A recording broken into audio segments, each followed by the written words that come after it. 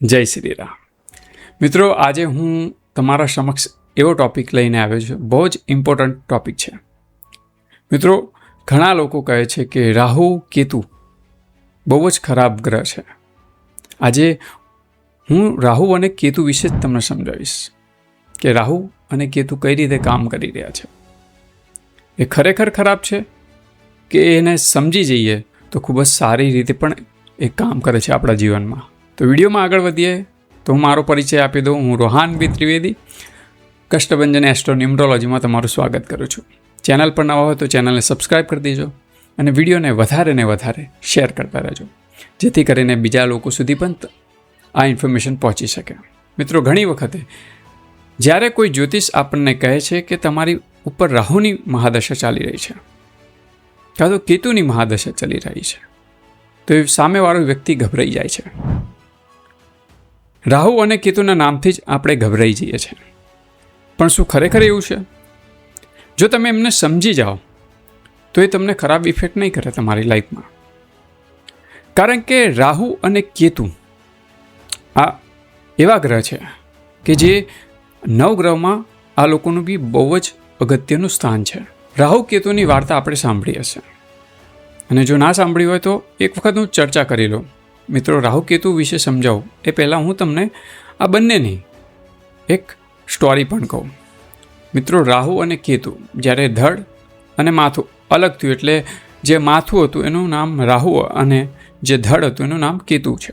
બંનેની જ્યારે બોડી એક હતી, જ્યારે માથું કપાયું ન હતું, એ વખતની વાત કરીએ તો એક ઋષિના પુત્ર હતા. માતા એમની સિંહિકા હતી. જ્યારે એમને પિતાનું અવસાન થયું ત્યારે વિદ્યા લેવા માટે દેવો પાસે ગયા. જ્યારે દેવો પાસે ગયા ત્યારે દેવોએ એમને વિદ્યા શીખવાડવાની ના પાડી, કારણ કે એમની જે માતા હતી એ રાક્ષસ કુળમાંથી હતી. એટલે એમને એવું કીધું કે તમે રાક્ષસ પુત્ર થયા, એટલે અમે તમને વિદ્યા ના શીખવાડીએ. એ લોકો ફરતા ફરતા એમની માતા પાસે આવ્યા. માતાએ કીધું કે તમારી જોડે તો અન્યાય થયો છે. રાહુને બી એમ થયું કે મારી જોડે અન્યાય થયો, મારા પિતા તો ઋષિ હતા, એ દેવ હતા, તો પછી મારી જોડે આવો અન્યાય કેમ? એટલે પછી ગયા શુક્રાચાર્ય પાસે, અને શુક્રાચાર્યએ એમને બધી જ વિદ્યાઓ શીખવાડી એમના ગુરુ બનીને. અને એ પછી જ્યારે સમુદ્ર મંથન થયું ત્યારે આ રાહુ જે છે એમને આમંત્રણ નહોતું આપવામાં આવ્યું. એટલે જ્યારે ત્યાં આગળ ગયા, સમુદ્ર મંથન થયું, એ વખતે ભગવાન વિષ્ણુએ મોહિની સ્વરૂપ લીધું અને દેવો જે હતા એમને અમૃત આપતા હતા. ત્યારે રાહુને થયું કે આ ખોટું થઈ રહ્યું છે, કે હું પણ દેવપુત્ર જ છું, પણ આજે મારી ગણતરી દાનવમાં કરવામાં આવે છે. એટલે પછી એને રૂપ બદલીને એ દેવો સાથે બેસી ગયા, જ્યાં એમની આજુબાજુ હતા ચંદ્ર અને સૂર્ય. એમની વચ્ચે જઈને બેસી ગયા અને સમુદ્ર મંથનમાં જ્યારે ભગવાન વિષ્ણુ મોહિની સ્વરૂપ એટલે કે એ બધાને અમૃત આપતા આપતા જ્યારે રાહુ પાસે આવ્યા, તો રાહુએ અમૃતને જેવું ગળામાં લીધું એટલે પછી જે સૂર્ય અને ચંદ્ર હતા એમને કહી દીધું કે આ તો દાનવ છે. એટલે પછી ભગવાન વિષ્ણુએ સુદર્શન ચક્રથી રાહુનું માથું કાપી નાખ્યું. એટલે કે એની અંદર તો એ વસ્તુ જતી રહી, એટલા માટે એ અમર થઈ ગયા.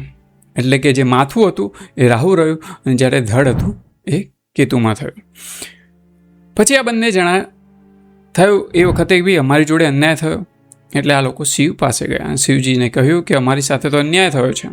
પહેલાં મારી જ્યારે વિદ્યા શીખવાની હતી ત્યારે અમારી જોડે અન્યાય થયો, અને આજે જ્યારે અમૃત પીવાનું વાર આવ્યો ત્યારે પણ આજે અમારી જોડે અન્યાય થયો અને અમારું માથું કાપી નાખ્યું. એટલે ભગવાન શિવે કીધું કે તમારી બી ઉર્જા એટલી જ પાવરફુલ રહેશે જેટલી કે સૂર્યની છે,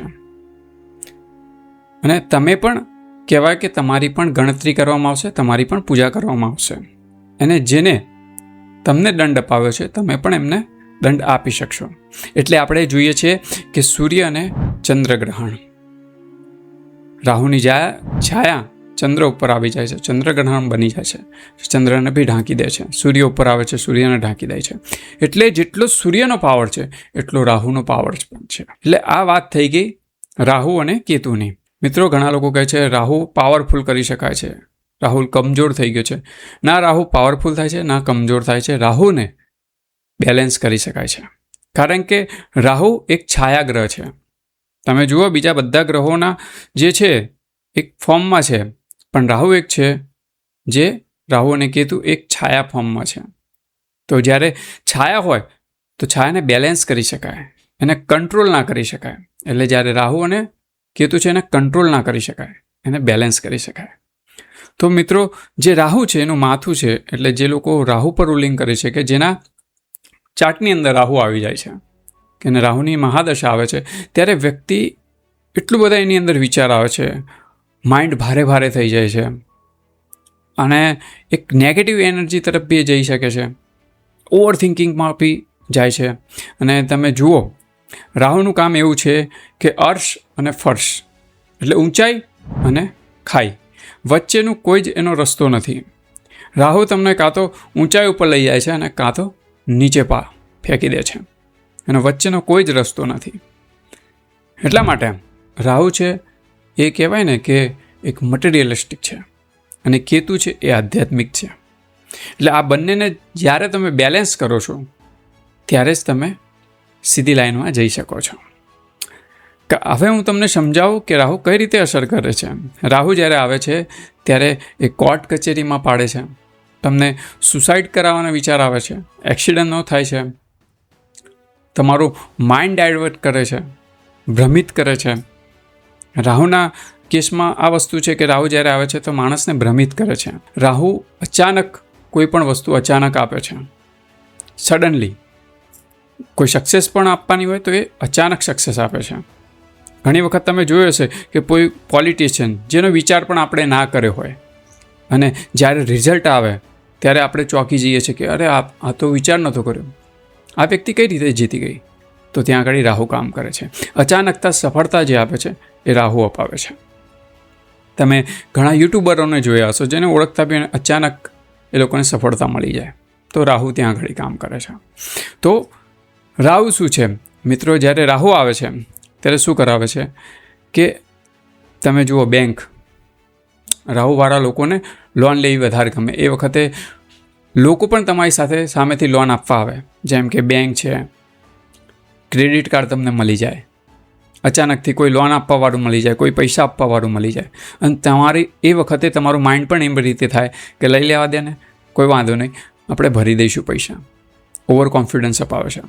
ત્યાં આગળ તમે લોન લઈ લો છો, લોનના ચક્કરમાં પડી જાઓ છો, અને જ્યારે તમે કહેવાય ને કે તમારી પાસે બહુ જ વધારે ઉધારી થઈ જાય છે, કર્જ વધી જાય છે, દેવું વધી જાય છે, ત્યારે રાહુ ત્યાં આગળ તમને છોડી દે છે. એટલે ત્યાં આગળ તમારી પાસે કોઈ રસ્તો નથી રહેતો. કાં તો તમારી પર કોઈ કેસ થાય, કાં તો સુસાઇડ કરવાનો વિચાર આવે, કાં તો કોઈ એવી ઘટના ઘટી જાય. તો આ રાહુ એ રીતે, કારણ કે રાહુ શું માગે છે કે રાહુ એમ કહે છે તમે માગો, તમે 5 રૂપિયા માગશો તો રાહુ 15 રૂપિયા આપશે, 20 માગશો તો 50 આપશે. રાહુ ડબલ આપે છે તમને. બસ રાહુ કે તમે માગો, હું તમને આપવા બેઠો છું. અને કેતુ એમ કહે છે, કારણ કે કેતુનું માથું નથી, ફક્ત ધડ છે, એટલે કેતુ કહે છે કે નહીં, જે પણ છે એ બરાબર છે, આટલું બધું લઈને આપણે શું કરવાનું છે, આ બધું તો અહીંયા જ મૂકીને જવાનું છે, તો આ બધું શું કામ આપણે કરીએ છીએ. કેતુ એ રીતના વિચાર આપે છે. તો રાહુ હંમેશા તમને રીચ લાઈફ તરફ દોરે છે અને કેતુ છે એ તમને વૈરાગ્ય તરફ દોરે છે કે નહીં, આ મોહ માયા નકામી છે. એટલે આ બંનેને બેલેન્સ કરવા જરૂરી છે. જો તમે આ વસ્તુ તમે સમજી જાઓ અને આ બંનેને બેલેન્સ કરો તો તમારી લાઈફમાં કહેવાય કે ભક્તિભાવ બી રહેશે, એટલે આધ્યાત્મિકતા બી રહેશે, પ્લસ તમે જે કામ કરી રહ્યા છો તમને એ વખતે ખ્યાલ બી આવશે, અને મટીરિયલિસ્ટ વસ્તુ જોડે તમે જોડાઈ રહેશો તો તમને ત્યાં પણ એમ થશે કે નહીં, હવે લિમિટ. તો દરેક વસ્તુને બેલેન્સ કરીને ચાલશો ત્યારે રાહુ અને કેતુ તમને ફળ બી સારા આપશે, પણ એમને બેલેન્સ કરવા જરૂરી છે. રાહુને શું જોઈએ છે? ડિસિપ્લિન. તમે તમારા કામમાં ડિસિપ્લિન રાખો. કોઈ પણ જગ્યાએ જવાનું હોય તો એના 10 મિનિટ પહેલાં પહોંચી જાઓ. મિત્રો, એક ક્લાયન્ટની વાત કરું. એ ક્લાયન્ટને એમનો જે વાત હતી એમને મને કહી હતી એ હું તમારી સમક્ષ રજૂ કરું છું. કે એમને કીધું કે મારે થોડા ટાઈમ પહેલાં રાહુની મહાદશા ચાલતી હતી અને એમના કોઈ મંદિર છે શિવજીનું, ત્યાં આગળ ગયા. જે પંડિતજી હતા એમના ગુરુ, એમને કીધું કે મંદિરની પ્રદક્ષિણા લગાવો તમે. તો એમને એમ થયું કે મંદિરની પ્રદક્ષિણા ઓકે, તો એમને એક લગાવી. તો એમને કીધું કે જ્યાં સુધી હું તમને રોકું નહીં ત્યાં સુધી તમે મંદિરની પ્રદક્ષિણા લગાવો. તો એમને પ્રદક્ષિણા લગાવવાની શરૂ કરી. એમ કરતાં કરતાં પ્રદક્ષિણા લગાવી. હવે ગુરુ સામે તો બોલી ના શકાય કે બસ આટલી થઈ ગઈ. તો એ લગાવતા રહ્યા, થાકી ગયા. પછી ગુરુએ કીધું હવે કાલે આવજો. પછી બીજા દિવસે ગયા, બીજા દિવસે પણ પ્રદક્ષિણા કરતા રહ્યા. તો એ ફરી વખત એમના મનમાં એમ થયું કે ગુરુજી કેમ કશું કહેતા નથી. પછી એમને એમ થઈ ગયું કે હવે ચોથી વખતે બી આવવું પડશે. એટલે બીજા ચોથા દિવસે ગયા ત્યારે પંડિતજી એમને કીધું બસ આજે પ્રદક્ષિણા નથી કરવાની. તો એમને કીધું કે ખબર ના પડી.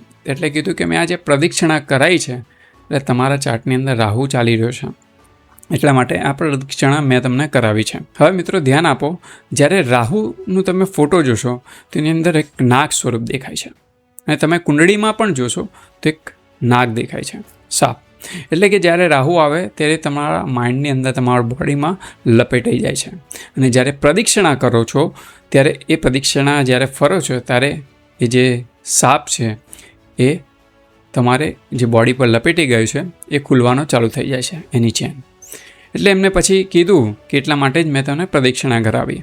અને હવે તમારી પર જે કોર્ટ કેસ ને એ જે મુસીબતો આવવાની હતી, એક્સિડન્ટ છે, કોર્ટ કેસ છે, એ હવે ટેન્શન છોડી દો તમે.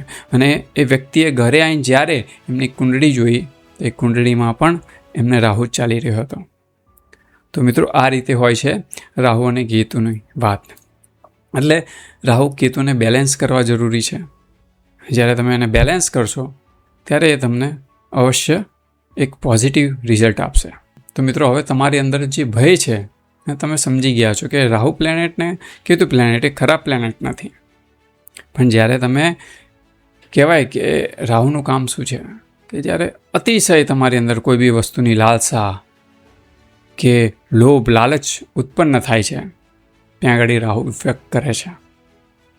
અને આ બધા જ ગ્રહ જે છે એ કર્મને આધીન છે. જ્યારે તમારા કર્મ ખરાબ હશે તો આ બધા જ તમને બેડ રિઝલ્ટ આપશે. એ કોઈ બી હોય, શનિ હોય, રાહુ હોય, કેતુ હોય, કોઈ પણ ગ્રહ હોય. તો આ હતી રાહુ અને કેતુની વાતો. કમેન્ટ બોક્સમાં જરૂરથી લખીને જણાવજો કે આ વિડીયો તમને કેવો લાગ્યો. અને હા, વિડીયોને વધારે ને વધારે શેર કરવાનું ભૂલતા નહીં, કારણ કે ઘણા લોકોને એ મિસઅન્ડરસ્ટેન્ડિંગ હોય છે કે રાહુ કેતુથી લોકો નામથી ગભરાઈ જતા હોય છે. તો લોકોને સાચી ઇન્ફોર્મેશન મળી શકે. તો મિત્રો આવા જ વિડીયો જોવા માટે અમારી ચેનલને સબસ્ક્રાઈબ કરી લેજો અને વિડીયો વધારે ને વધારે શેર કરો. જય શ્રી રામ.